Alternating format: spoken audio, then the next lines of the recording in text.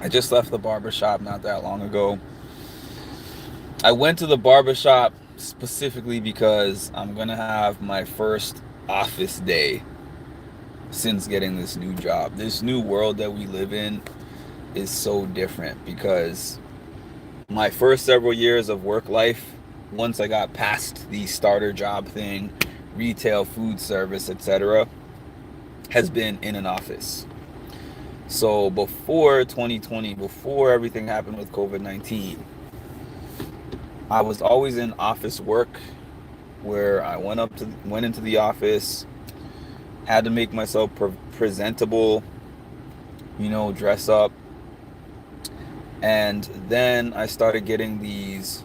I had a work from home job from March 2020 till December 2020. And then I got into an actual full time remote job from the beginning of 2021. And I left there at the end of 2023. So that was about nearly 3 full years of just being remote. And if anyone has made that kind of transition, the people who knew me before remote life always knew me to be the one who was dressed up going into the office. I would always have my shirt and tie. Sometimes I would even throw on a suit. It was not a requirement from my job, but I think it's something that I got from my dad because he would always talk about how important it is to dress nicely to be respected. And it's something I started to see in later years versus earlier years when I just didn't care. Just kind of throw on whatever to go to work. But once I became in this remote situation, I was doing my work in bed, in sweats, tank top, didn't care. So when I first started this job that I'm doing now is kind of hybrid. Meaning my office is still my house, but now I have to go out and face the clients and see the clients and meet them in different areas. Sometimes I meet them in their house, sometimes I meet them at their doctor's appointments, the hospital. But even that, I'm representing myself when I meet them individually, so I'm only semi presentable. But knowing that I'm going into the actual office to meet all my colleagues that I've been speaking to for these months and mostly have never met, I made sure to go to the barber shop. So something I was gonna say is like back in the day, getting a barbershop appointment. I think my comments are on today. Yeah, but back in the day, getting a barbershop appointment, you either call or you just walk in.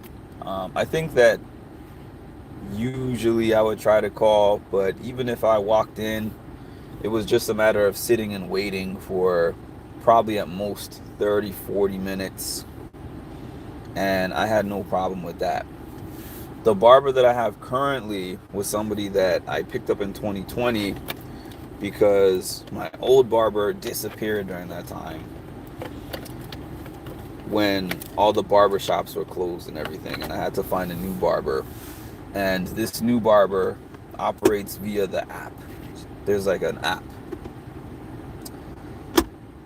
So you log into the app and it shows available dates and times, and you book your date and time via the app. And at first I thought to myself, great, that works better because I don't have to call, I don't have to speak to anybody. But a barbershop is still a barbershop, and that means people will schedule these times. Sometimes they show up, sometimes they don't show up.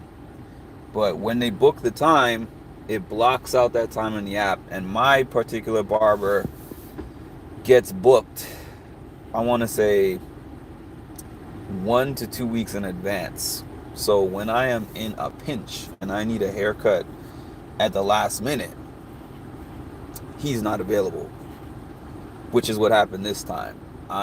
It wasn't even last minute. I thought that I could get a haircut booked on Monday, and he had no times this week aside from Saturday.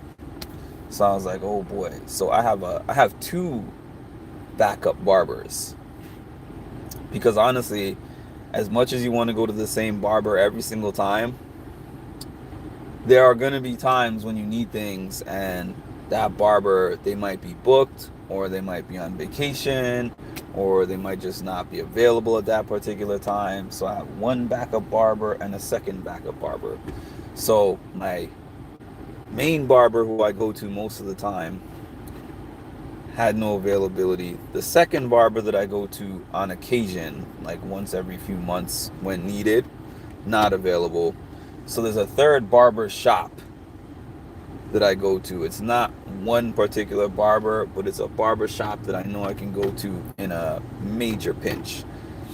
But I hate going to new barber shops because it's like, let's say you have a personal driver or something. Um, you're so used to the way that they drive. You get in the car, you know whether they speed, you know whether they drive slowly, you know the routes they take. You're just used to that person to where you're comfortable when you sit in that car. Going into a new barbershop for me is, number one, the barbershop environment itself is overly stimulating when I don't know the people that are in there. And I'm a creature of habit. So I love going to the same place, the same gym, the same grocery store, the same everything.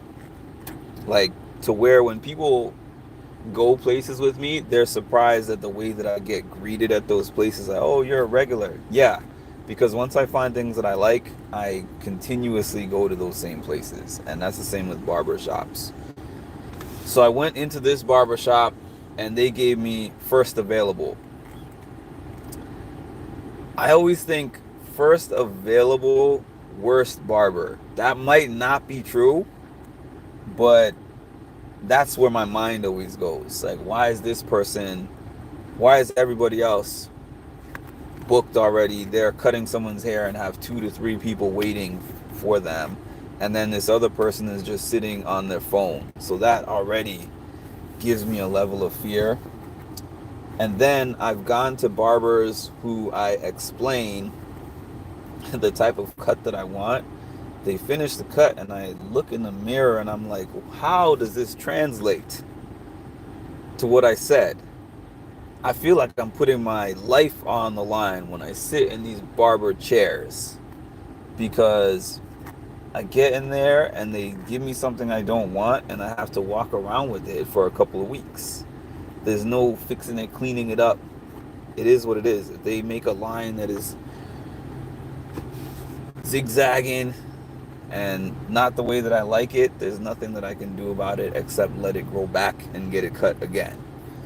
So I get so much anxiety going into a new barber shop and getting a cut from a new barber. I have to say this guy did a good job, but I was scared the entire time that he was giving me that cut.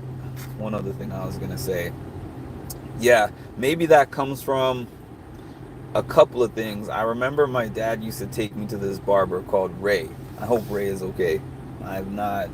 It was called Ray's Barbershop, and it was in my little rural area in Canada. There was only one black barber. I mean, there's probably more than one, but at least in my area, I remember there only being like one black barber there. But it's not that he was good at cutting hair, because I remember I would go there. My dad used to cut my hair, and then I started complaining that he wasn't doing a good job. So he's like, you know what? I'm going to take you to Ray's. So I went to Ray's, and I still remember this one time Ray cut my hair, and the lineup was like weird, diagonal. I got into the car and I looked in the mirror and I was like, this is terrible. And so my dad was like, okay, we can take you back inside. Went back inside and my dad was like, Ray, my son said that the haircut, the lineup is diagonal. So he was like, he pulled out the mirror. He was like, what is he talking about? I look straight to me. And then he begrudgingly tried to straighten it out, and it just wasn't good. And I also remember another time my mom took me to a Supercuts, and they also did a terrible job with my hair. So sitting in that barber seat and not knowing the person who's taking care of your hair is a scary experience, and one that I don't like to put myself in. But like I said, 8 times out of 10, they do a good job.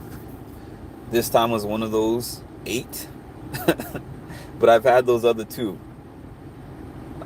If you have a barbershop experience, a hair salon, drop it in the comments. And also, please make sure to like, comment, subscribe, hit the notification bell. Even though YouTube does not notify people when I drop my content. But I still have to say that it's a formality. And I'll talk to y'all soon.